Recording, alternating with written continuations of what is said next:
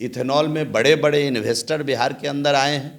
तो इस प्रकार का वातावरण बना करके उन लोगों को डराने का काम जो रामानंद जी ने किया है, इसके लिए उनको बिहार के लोगों से, देश के लोगों से माफ़ी मांगनी चाहिए। आप छोड़ दीजिए सुशील मोदी जी को, आप सामान्य आदमी में जाकर ग्राउंड रिपोर्टिंग करके देखिए ना उनके बारे में लोग क्या कहता है।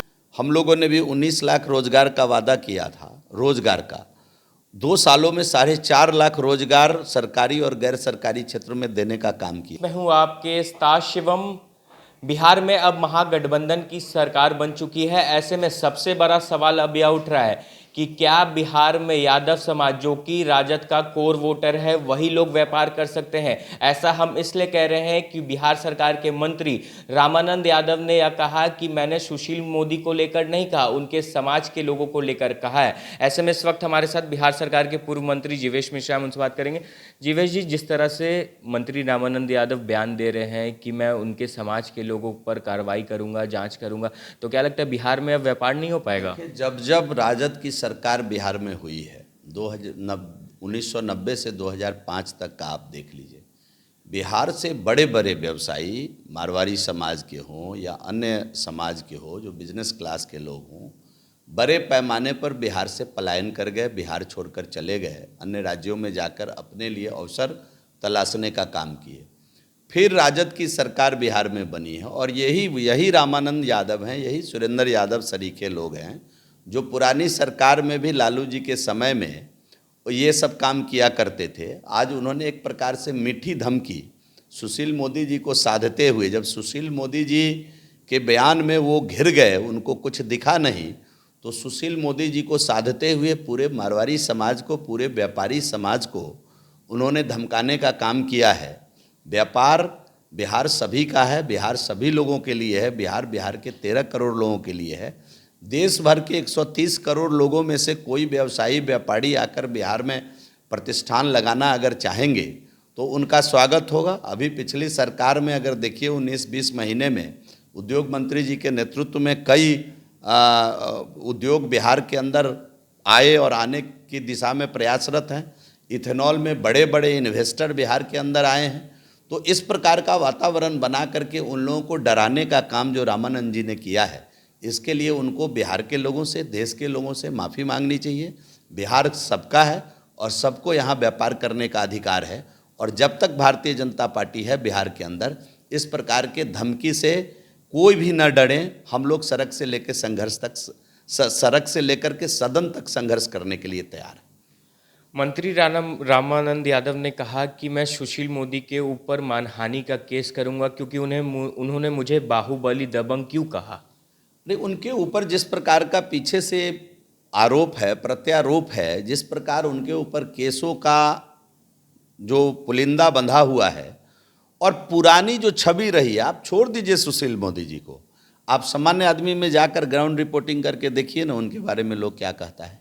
मैं कुछ नहीं कह रहा हूँ, सुशील जी कुछ नहीं कह रहे हैं। आप सामान्य लोगों में जाकर के पूछिए, उन्हीं के समाज में जाकर के पूछिए, सामान्य लोगों में जाकर के पूछिए, जहाँ का प्रतिनिधित्व करते हैं वहाँ जाकर पूछिए, इस पटना में पूछिए जाकर के लोगों का उनके बारे में क्या राय बनती है। अगर जो उन्होंने कहा है उससे अलग कुछ भी राय बनती हो तो आप दूध का दूध, पानी का पानी कर लीजिए।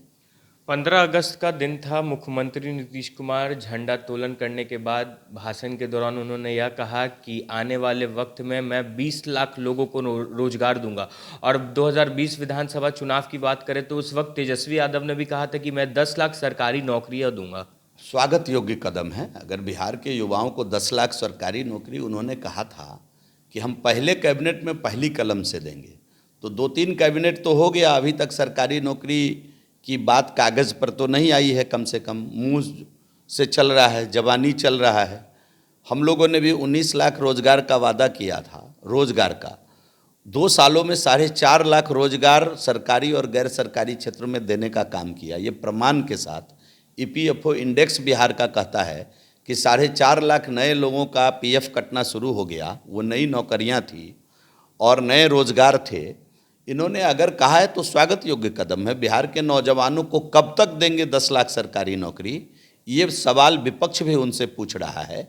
और जो मुखिया नीतीश कुमार जी 20 के चुनाव में घूम घूम कर सभी राज्य के सभी जिलों में जाकर तेघरा का उनका वीडियो क्लिप है, छपरा का उनका वीडियो क्लिप है। उन्होंने कहा था तेजस्वी के बारे में कि 10 लाख सरकारी नौकरी की जो बात करता है, फाइनेंस का ABCD उसको नहीं आता है, क ख ग घ वो नहीं जानता है। 10 लाख सरकारी नौकरी के लिए कितने पैसे की ज़रूरत होगी? बिहार सरकार के बजट का 40% पैसा जा रहा है अभी तनख्वाह बांटने में। 10 लाख जब और हम लेंगे तो ये पैसा क्या माने जाली नोट से उनको पेमेंट करेंगे क्या, या पैसा जेल से आएगा क्या? इस प्रकार की बात मुख्यमंत्री जी ने किया था, मंच से घूम घूम कर जनता की अदालत में उन्होंने किया था। तो पहले बिहार के मुख्यमंत्री जी को स्पष्ट करना चाहिए कि 10 लाख सरकारी नौकरी जो हम देंगे उसके लिए फाइनेंस की व्यवस्था कहाँ से होगी, किस प्रकार पैसे आएंगे, जाली नोट से आएंगे कि जेल से आएंगे कि बिहार के खजाने में उसके लिए व्यवस्था की जाएगी। ये स्पष्ट करना चाहिए बिहार की जनता को, कम से कम घूम घूम कर जन अदालत लगाकर नहीं तो आपके माध्यम से भी, प्रेस एवं छायाकार एवं पत्रकार बंधु के माध्यम से भी इसको स्पष्ट करना चाहिए। और जहाँ तक 20 लाख रोजगार का सवाल है, अगर उनके एक मंत्री बिहार में व्यापारी समाज को धमकाएंगे कि मारवाड़ी समाज ने जो कुछ बनाया उसका जांच करेंगे, उनको अगर धमकाएंगे, व्यापार करने से यहाँ उनको रोकेंगे, तो हवा में ये 10 लाख रोजगार आएगा क्या? ये बकवास है, बेबुनियादी बातें हैं। ये अवसर की राजनीति में ये तालमेल हुई है, ये अवसरवादिता की राजनीति है। ये मुंह से 10 लाख नौकरी कोई बांटेंगे, मुंह से 10 लाख रोजगार कोई बांटेंगे। ये 24 के अवसर पर टिका हुआ गठबंधन है। आप देख लीजिए आगे आगे होता है क्या।